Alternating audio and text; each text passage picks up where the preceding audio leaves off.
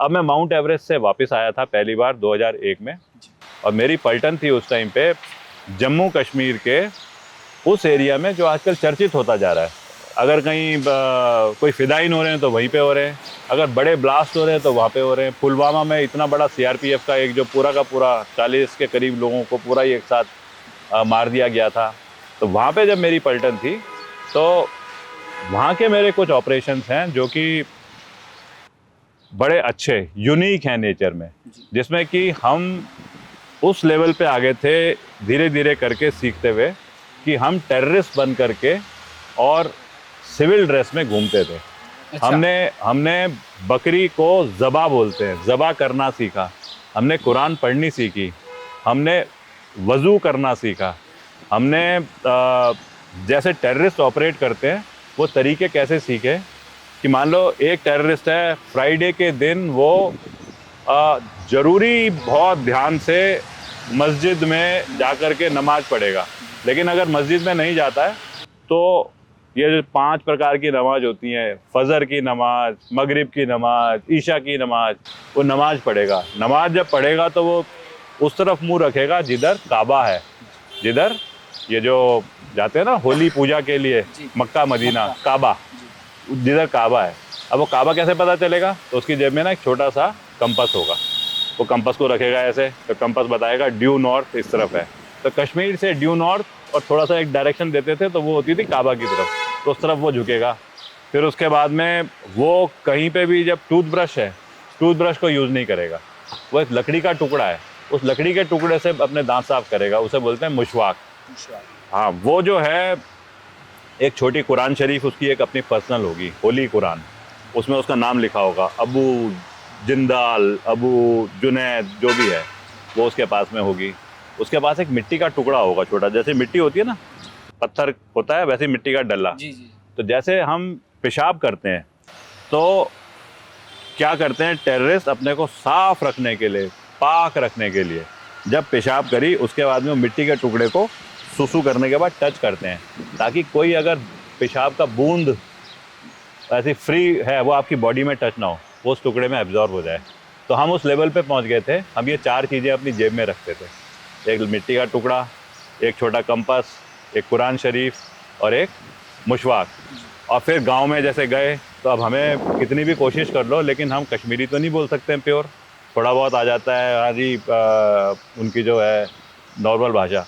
तो अपने साथ हम रखते थे एक गुजर लड़के को, किसी और इलाके के, तो वो हमारे को हमारा इंटरप्रेटर बन जाता था और ये शो करता था कि हम लोग कहीं पाकिस्तान, अफ़गानिस्तान से आ रखे हैं तो हमें लोकल भाषा नहीं आती।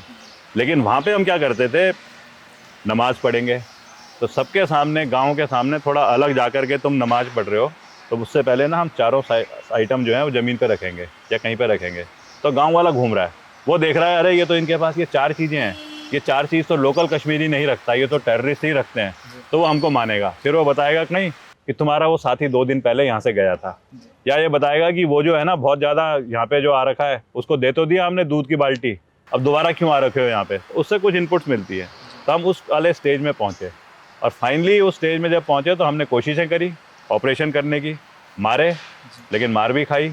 ऐसे ही जब मारे तो एक्सट्रीम तरीके भी अपनाए और मार खाई तो हमारे को भी गोलियां लगी।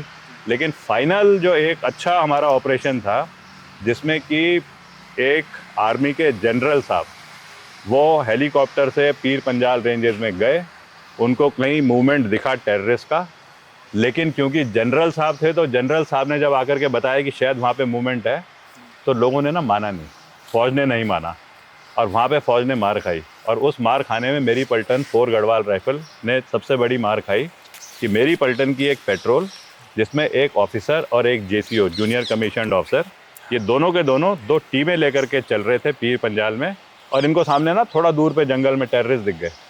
लेकिन ये पहाड़, एक पहाड़ के ऊपर चल रही थी एक टीम और एक पहाड़ के नीचे चल रही थी, एक का लीडर ऑफिसर था, एक का JCO था।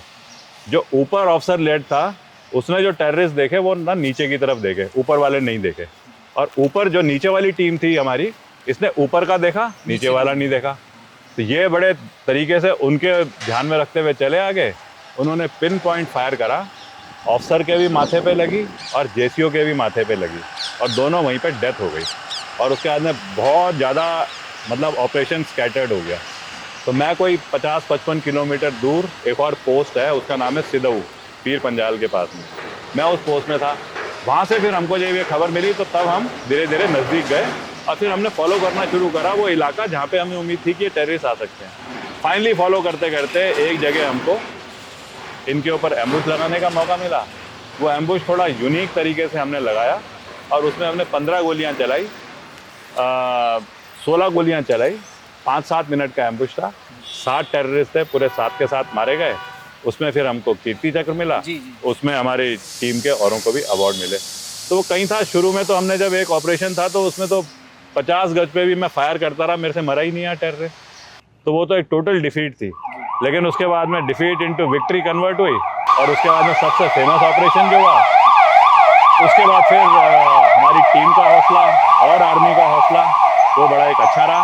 आज भी हमारे जो ये ऑपरेशन है इनके एग्जाम्पल्स जगह जगह आर्मी में सिखलाई के तौर पे दिए जाते हैं।